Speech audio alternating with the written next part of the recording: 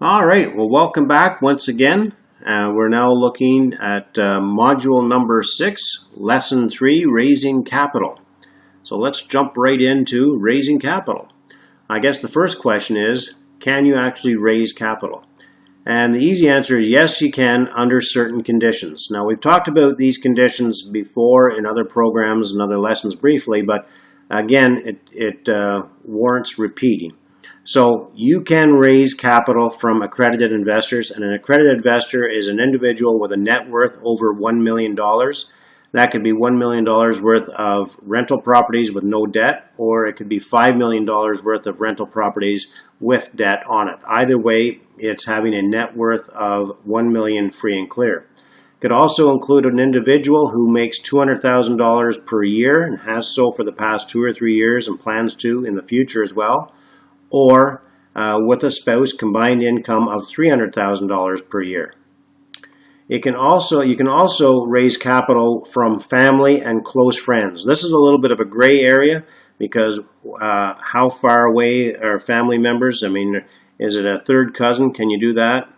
So a little bit gray there, but definitely with parents, siblings, children, probably first cousins as well.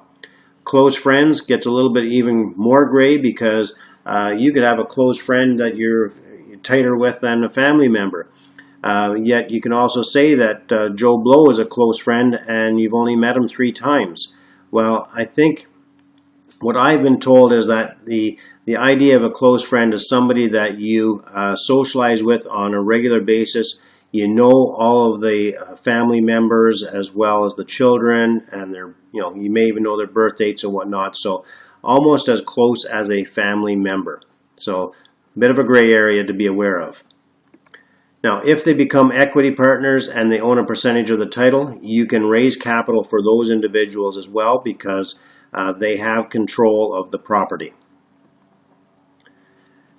Now, with respect to non-family or friends or non-accredited investors, they must become an owner on the title and own an equity percentage. They can't be an investor with no ownership or connection to the title of the property.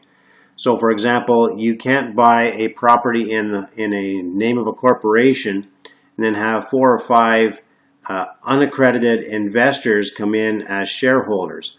The Securities Commission will not like that because the Securities Commission is all about protecting the interests of the uneducated investor.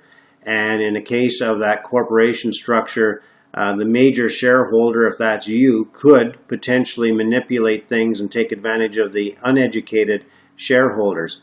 Therefore, the Securities Commission will not allow that type of structure to be created.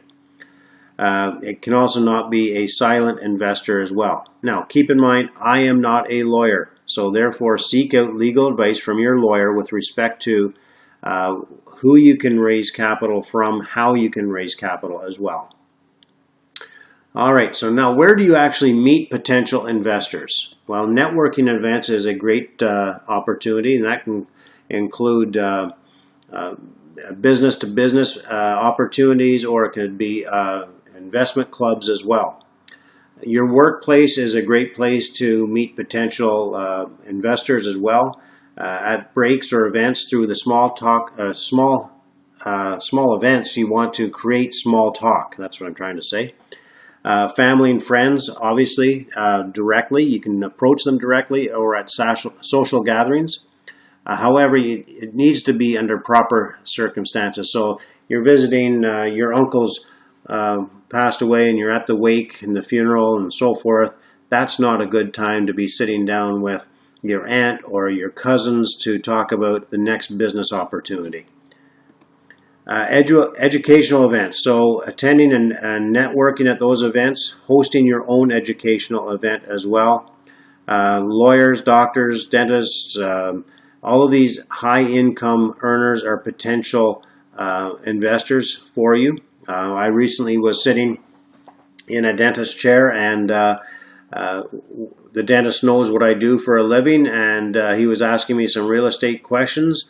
One thing led to another, and we will continue that conversation at a more appropriate time and place. But that's just how things can start just through general conversations. So the next question then is, how do you approach these individuals and ask for money? Well, first of all, I never ask for money. What I do is I educate people, I inform people, I enlighten people, and make it intriguing enough that they want to ask more questions of me and ask to invest with me. So how do I do that? Well, ask lots of questions. And when you ask lots of questions, stop. Just shut up and listen to the answers. This is where many people fail big time, because they won't stop asking questions and they won't listen to the answers. So you wait for the opportunities. So you hear somebody talk about horrible returns in their RSPs, or that the stock market is risky. They've thought about investing in real estate, but they hate the idea of tenants, or they believe that real estate is risky. These are all things that people are frequently saying in general conversation, and you can direct that general conversation by, water cooler talk, for example, or in a small social gathering. You can make a comment about how the stock market is poised to go down, or, man, was it ever terrible for those people in the stock market to lose 20% in that most recent downturn, eh? So you're just throwing bait out there to see who's going to bite and to get the conversation going. That's why you want to have an elevator pitch and be ready with your elevator pitch, so that when somebody responds to your fishing expedition, you have something to come back at them with. So that's your elevator pitch. So what exactly is an elevator pitch? Well, it's a 30-second, 30-word, very short, very precise description of what you or your company actually does. Whom does your company do it for? Why do they care? Why is your company different? And what is your company all about? So think of yourself, you just get on an elevator, and here is this big fish. This individual is a potential investor for you. Now is your golden opportunity. You only have about 30 seconds to engage with this individual. So you need to do your fishing really quick.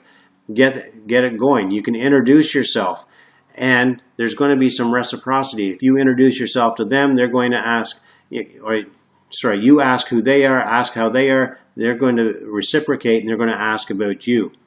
They've just opened up the door to give them the 30-second elevator pitch. Now, you have to keep in mind that this is not about you. When somebody asks who you are, what you do, how you are, they're just doing it from politeness. That's the social graces that we have. The reality is the other person really doesn't care about you. So what they need to do is, or what they need to know is, what's in it for me? So if somebody asks you, hi, how are you? Who are you? What do you do? Okay, don't go off on a tangent. Keep it very concise, very focused on what your goal is, keeping in mind that it has to focus on the other person. What's in it for me is the other person. So let's go through an elevator pitch. You first of all have to identify their pain. What's their problem? What's their challenge that needs to be solved? You then intensify their pain. So if, for example, they talk about investing in the stock market and it's gone down recently, then what you can say, oh yeah, it's a shame. I know other people who have lost 30, 40% in the stock market. Now they may have only lost 5 or 10%, but now all of a sudden you've just intensified that pain or the potential for losing even more. And then you can say, you then provide a solution for their pain. You then have to also include some credibility in your pitch. And you end it with asking a question such as, would you like to learn more? Or does this sound of any interest to you? Could this be a potential solution for you? So if they answer yes, then what you do is say, now is the time then for you to expand more about who you are, what your company is, with the goal to gain a more solid commitment to sit down and discuss this further. You're not going to sit there, if they say, yes, I'd be interested in learning more. That's not the time to pitch them an opportunity. That's not the time to ask for an investment. That's not the time to go into great detail. all you're going to do is give them a little bit more information to solidify the interest level and set up an appointment in the near future. If they simply say no, thank them for the time, their interest. Always hand out your business card and just, you're asking for a referral. If you or anyone you know might be interested in hearing more, then please contact me at your name and contact information as per my card. Now, some people will automatically say no simply because they don't want to feel pressured at the time. However, if you leave on a good note and you give them your business card with the opportunity then to think about it and contact you at a later date, you'll be surprised the number of people who will follow up with you. Now, here is an example of what an elevator pitch could be. So the average investor is tired of the low returns on their investment, so my partners and I have over the past 30 years of it. Sorry, I muffled that all up. Let me try again.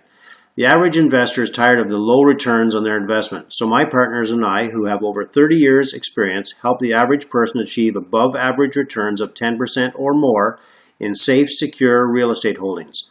Would that be of interest to you, or would you be interested in learning more? So I've shown that the average investor I've identified the pain, the low returns on their investment. I've also provided 30 years of experience, so there's some credibility.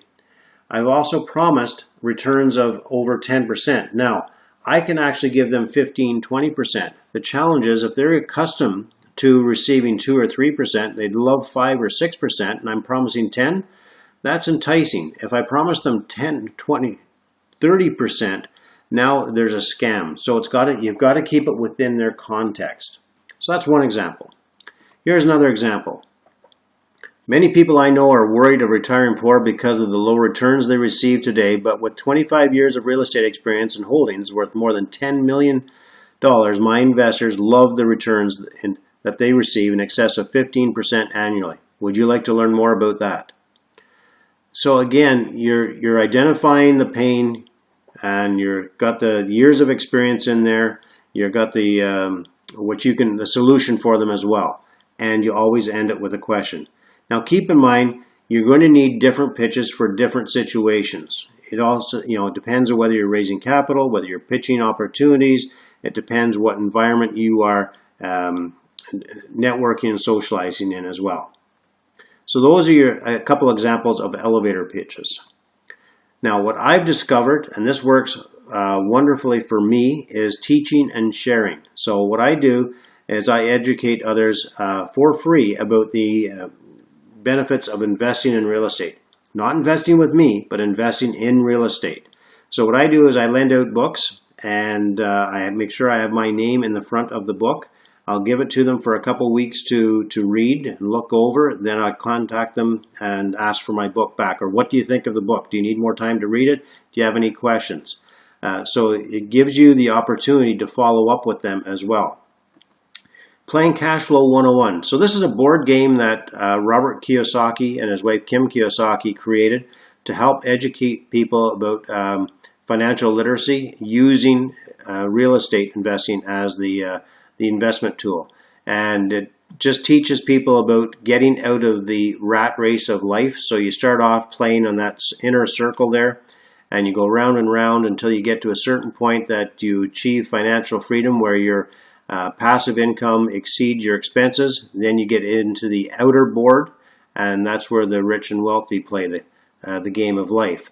So it's a great way to educate people about investing in real estate, about financial literacy, and this is a way to not only educate people, but it sparks interest and questions. I had one individual, after playing the game 3 or 4 times, looked at me, and this is somebody who knew me quite well, but didn't know exactly what I did for a living.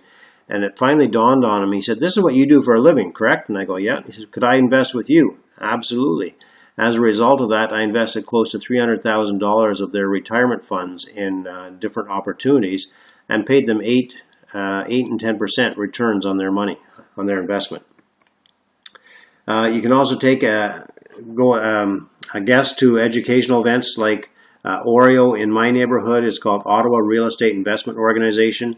Every major city has investment clubs, so research those clubs, go out and attend them yourself on a regular basis. If you have a potential investor, take them as a guest and just enlighten them. Perhaps host a barbecue.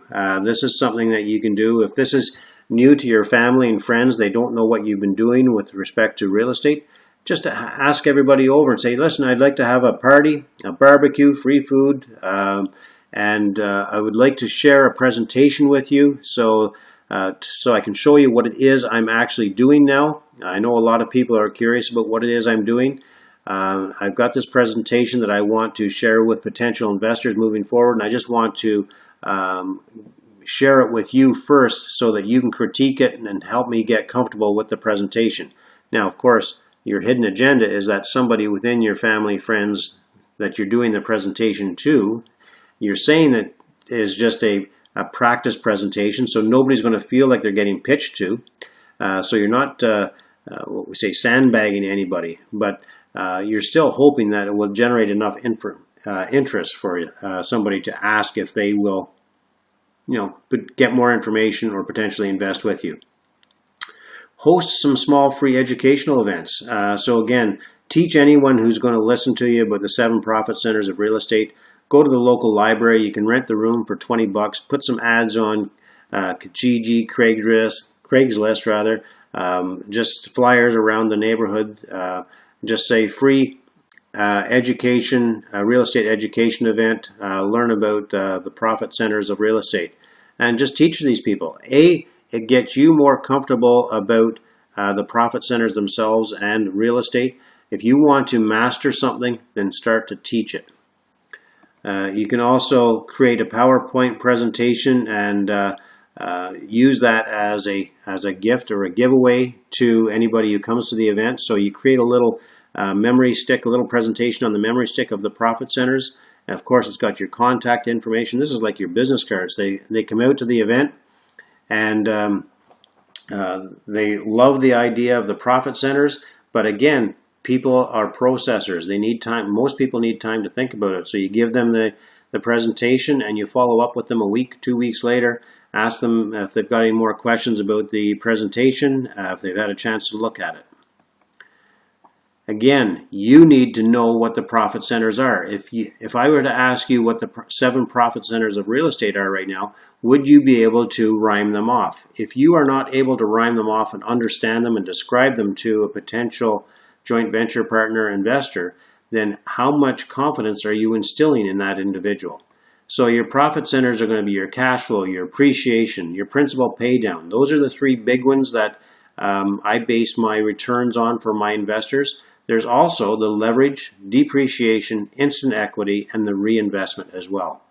So you need to know these profit centers inside and out. You need to know what they mean. You need to know how to explain them and educate other people about these. And the more information you share with other people, the more other people are going to want to do business with you.